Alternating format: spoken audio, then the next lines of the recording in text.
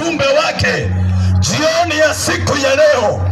Biblia inasema ya kwamba kulikuwa na birika moja ama kisima kimoja ambacho kinaitwa Bethisaida.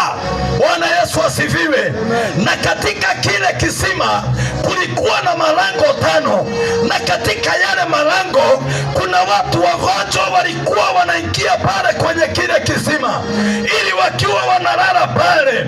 Ni kwa sababu Biblia inatuambia vizuri ya kwamba kuna wakati malaika alikuwa anashuka, na wakati alipokuwa anashuka alikuwa anatibua maji, na yule anayeingia wa kwanza, huyo ndiye alikuwa anapokea uponyaji.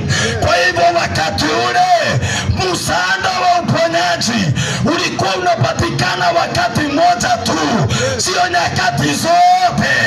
Ilikuwa ni wakati mmoja, na ilikuwa ni kwa mtu mmoja tu ambaye atakaingia wa kwanza. Haleluya!